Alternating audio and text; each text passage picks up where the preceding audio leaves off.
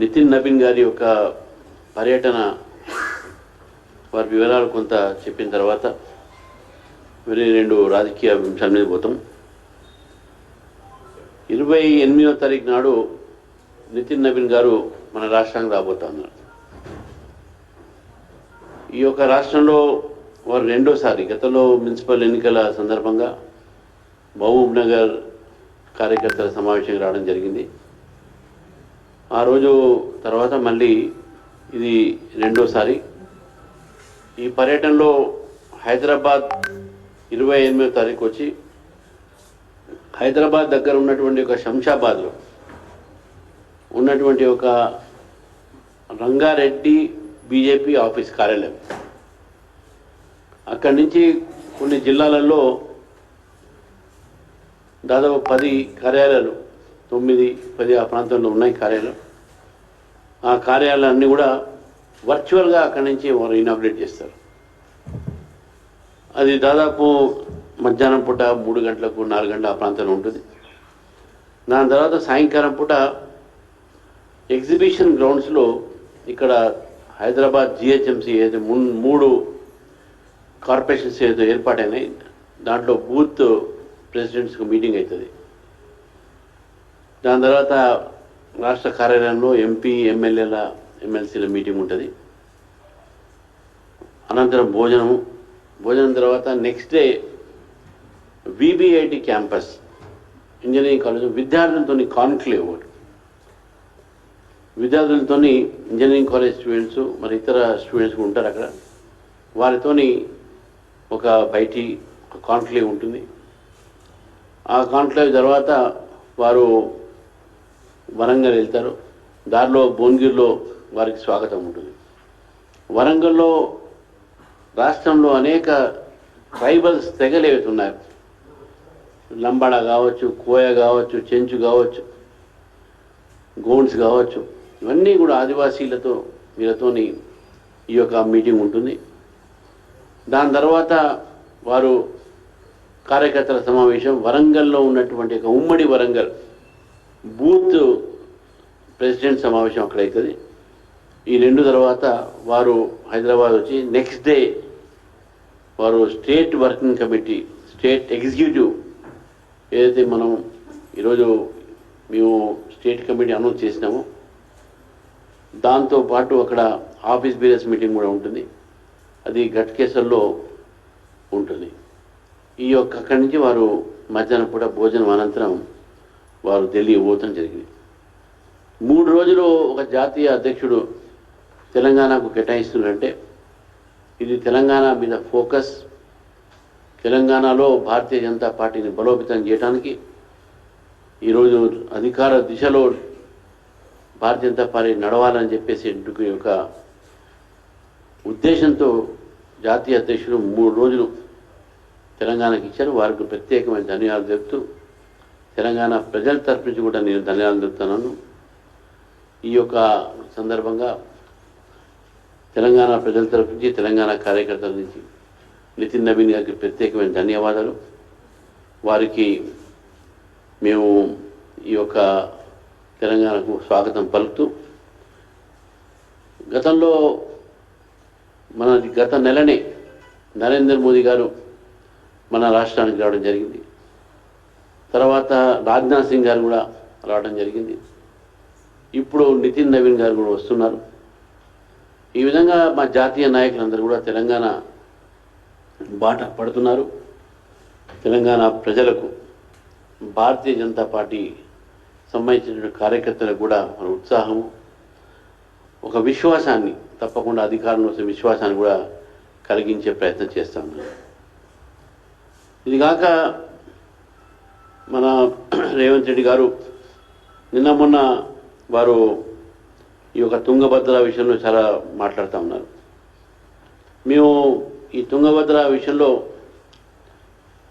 ఈ గేట్స్ విషయంలో అయితే ఓపెన్ చేస్తున్నాం, రిపేర్ చేస్తున్నాం, దానికి మేము we are not again, we welcome it. Gates వరకు కావాల్సి ఉంది అది. కానీ సిఆర్ పాటిల్ గారు అంటే మన కేంద్ర ప్రభుత్వం ఉన్నట్టుగా మా వాటర్ ఇండస్ట్రీ మన మినిస్ట్రీ అయితే ఉందో వారు ఈ యొక్క సంబంధించినటువంటి ఒక ఏవైతే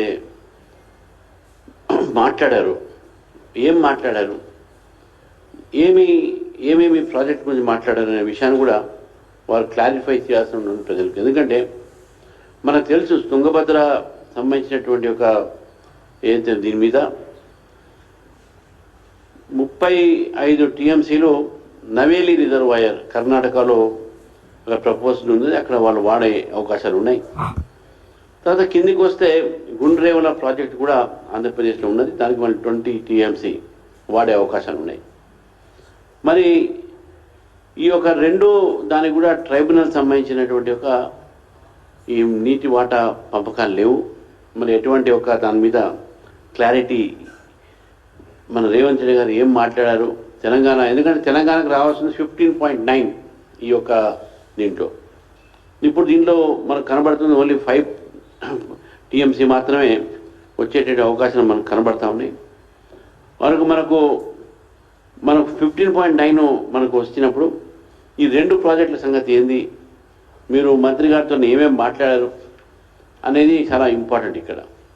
ఎందుకంటే 968 టీఎంసీ మనకు గోదావరి ప్రాజెక్టు కింద మనకు ఈ యొక్క స్టేట్కు ఏదో అష్యూర్డ్ వాటర్ ఇది. తర్వాత ఈ మన రెండోది ఛత్తీస్గఢ్ నుంచి మనకు రివర్ యూటిలైజేషన్ ప్రోగ్రామ్ మనకు ఉన్న లింకింగ్ ఆఫ్ రివర్స్ కింద అది ఇంచంపల్లి, అది కూడా ప్రాబ్లం లేదు. కానీ కృష్ణా వాటర్ అయితే అష్యూర్డ్ వాటర్ అవుతుంది, ఎందుకంటే తుంగభద్ర కూడా కృష్ణా బేసిన్ కాబట్టి ట్రిబ్యూటరీ టు ది కృష్ణా కాబట్టి assured waters in Krishna Congress కానీ బీఆర్ఎస్ పార్టీ రెండు కూడా కానీ ఈ బ్రిజేష్ కుమార్ ట్రిబ్యునల్ సంబంధించిన దాంట్లో ఏపీ రీఆర్గనైజేషన్ దాంట్లో ఈ రెండు పార్టీలు కూడా తెలంగాణకు మోసం చేశాయి.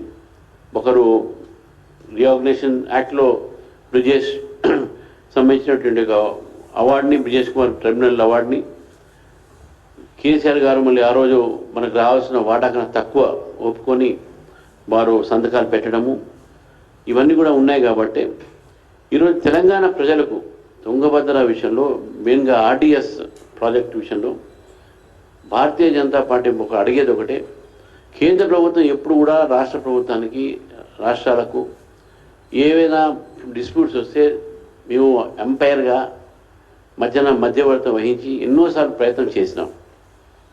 గత ప్రభుత్వం కూడా చాలాసార్లు సుప్రీంకోర్టు పోయి అటుపోయి అన్ని రకరకాలైనటువంటి డిలే చేసినాయి ప్రాజెక్ట్స్ మీద. ఇప్పుడు ఈ యొక్క ప్రభుత్వం కూడా వారు కూడా తెలుసుకోవాలి ఏంటంటే ఈరోజు కేంద్ర ప్రభుత్వం ఒక మధ్యవర్తితోనే ఈ యొక్క సమస్యకు ఒక పరిష్కారము వస్తున్నది, రావాలని కూడా మేము అడుగుతున్నాం. కానీ రేవంత్ రెడ్డి గారు లోపల పోయి సిఆర్ పాటిల్ గారితో ఏం మాట్లాడారు, మినిస్టర్స్ మిగతాలు ఎందుకు బయట పెట్టారు, రాష్ట్రానికి వచ్చేటటువంటి వాటాలు మనకు వస్తున్నాయా, ఈ రెండు ప్రాజెక్టులు నెవేలి ప్రాజెక్టులకు మన అవన్నీ కూడా దాని విషయంలో ఏం మాట్లాడారు, ఇదంతా కూడా తెలంగాణ ప్రజలకు స్పష్టం చేయాల్సిన బాధ్యత రేవంత్ రెడ్డి గారిని చెప్పి మీకు తెలియజేస్తూ, మరి నిన్న మొన్న మనం చూస్తూ ఉన్నాం ఎస్ఐఆర్ సందర్భంగా కొన్ని స్టేట్మెంట్లు ముఖ్యంగా ఓవైసీ మాట్లాడడం జరిగింది. బీజేపీ ఐడి కార్డు ఉంటేనే ఉంటుందా, పాస్పోర్ట్ చెల్లదా అని చెప్పి. పాస్పోర్ట్ చెల్లుతుందా అనే విషయం ఇప్పుడు కాలేదు. పాస్పోర్ట్ అనేది ఇది సిటిజన్స్ సంబంధించిన కాదు, ఇది ట్రావెల్ డాక్యుమెంట్ అని అనడం జరిగింది. And it is established fact. 2013లో బాంబే హైకోర్టు కూడా 2013 బాంబే హైకోర్టు జడ్జిమెంట్ ఏంటంటే passport is a travel document, it is not proof of your citizenship, it is not a conclusive proof of citizenship. ఎందుకంటే దలాయి లామా కూడా yellow passport ఉంది మన ఇండియాది, but Dalai Lama is not our Indian citizen. ఇక్కడ మనం గుర్తుపెట్టుకోవాలి, Indian citizenship passport can be obtained by any person who is staying in India, but he may not be Indian citizen అనే దాంట్లో 2013 Bombay high court ఇచ్చింది. So కాబట్టి passport issued under 1967 act కింద section 20 of the Passport Act empowers central government and public interest to issue passport even to a person who is not a citizen. Act section 20 కింద 1967 Passport Act కింద A passport empowers the central government in public interest to issue a passport even to a person who is not a citizen of India. So కాబట్టి ఈ wording దీంట్లో ఉండేది కాబట్టి this cannot be A conclusive proof of a citizenship. It is only A travel document. దీని మీద MEA చెప్తే Majlis party కానీ వేరే పార్టీ కాంగ్రెస్ పార్టీ కానీ అంటే వీళ్ళకి బీజేపీ కార్డు కావాలని చెప్పి మేము అడిగేది ఒకటే, రేపు జరగబోయేటటువంటి ఎస్ఐఆర్లో మీకు ఆధారాలు చూపెట్టిన ఆధార్ కార్డు, రేషన్ కార్డు, మన డ్రైవింగ్ లైసెన్స్ ఇట్లా 12 ఉన్నాయి. Passport also one of the that. Passport మీరు తీసుకోవాలి ఎక్కడ కూడా ఎలక్షన్ కమిషన్ చెప్పలేదు. కానీ మజ్లిస్ పార్టీ ఈరోజు ప్రజలకు తప్పు సమాచారం ఇస్తూ ఉన్నారు. పాస్పోర్ట్ అనేది it's a document of travel document. దాన్ని ఈరోజు ఇష్యూ చేసి అదేదో బీజేపీ వీళ్ళని పంపిస్తుంది, వీళ్ళ సిటిజన్షిప్ క్యాన్సిల్ చేస్తుంది. మళ్ళీ citizenship amendment act, national NRC, national register of citizens, ఇవన్నీ కూడా డిఫరెంట్ సబ్జెక్ట్. దానికి దీనికి ముడిపెట్టి అప్పుడు సిఏఏ యాక్ట్ అమెండ్మెంట్ అయినప్పుడు ఏ విధంగా అయితే పోలరైజ్ చేశారు మొత్తం సొసైటీని ఇద్దరు కాంగ్రెస్ పార్టీ మజ్లిస్ పార్టీ కలిసి, ఆ ప్రయత్నం ఇప్పుడు చేసే ప్రయత్నం చేస్తూ ఉన్నారు. Same thing they are playing the drama. So నేను ఇద్దరి యొక్క పార్టీస్ని కోరుతా ఉన్నాను. ముఖ్యంగా ఈవెన్ బీఆర్ఎస్ దాని మీద మాట్లాడేది కానీ వాళ్ళు కూడా తప్పుడు ప్రచారాలు చేస్తూ ఉన్నారు. ఇద్దరు పార్టీలను కోరుతా ఉన్నాను, don't try to mislead the people. చట్టం బీజేపీ ప్రభుత్వం ఏది మాట్లాడితే దాన్ని మీరు వాళ్ళకు వ్యతిరేకం, వీళ్ళ ఓటు తీస్తున్నారు, వాళ్ళకి తీసేస్తారు అనేట్టుగా ఇది పొరపాటైనటువంటి ఆలోచన ఇది. మీరు సిఏఏ తెచ్చింది ఎవరు పేర్లు తీయడం కాదు, సిటిజన్షిప్ తీయడం కాదు, అది అమెండ్మెంట్. 2-3 ప్రొవిజన్స్ చేసాం. ఈరోజు పాస్పోర్ట్ యాక్ట్ తెచ్చింది మేము కాదు కదా, మా ప్రభుత్వం కాదు కదా. ఈ యాక్ట్స్, ఈ ప్రొవిజన్స్ అని మీ దగ్గర మీరు ప్రభుత్వంలో కూడా ఉన్నప్పుడు ఉన్నాయి. కానీ బీజేపీ ప్రభుత్వం వచ్చినప్పుడు ఇవన్నీ తీసుకొచ్చి మా మీద రుద్దే ప్రయత్నం ఎట్లా చేస్తారు మీరు? ప్రతిదీ కూడా అంతే. ఎస్ఐఆర్ మీ టైంలో జరిగింది, అప్పుడేం మాట్లాడలే. ఇప్పుడు మీది ఇక్కడ మా టైంలో ఎలక్షన్ కమిషన్ తీసుకొస్తే దాని మీద కూడా రభస చేస్తున్నారు. కాబట్టి నేను ఓవైసీ గారు చెప్తున్నాను, మీరు చట్టం చదివిన, మీరు కూడా బ్యారిస్టరు, చదువుకున్న లా చదివిన వాళ్ళు, తెలిసిన వారు, ఈ రకమైనటువంటి ఒక కామెంట్లతోని ప్రజల్ని తప్పుదారి పట్టించకండి, తప్పుడు సమాచారం ఇవ్వకండి. మీరు మీ మిత్రుడు కాంగ్రెస్ కూడా చెప్పండి. మీ ఇద్దరికి చెప్తా ఉన్నాను నేను, ఇటువంటి ఒక తప్పుడు ప్రచారాలు చేసి ప్రజల్లో భయభ్రాంతులు చేయకండి అని చెప్పేసి కూడా ఈ యొక్క మీ ద్వారా ప్రజలకు తెలియజేస్తాను. Thank you.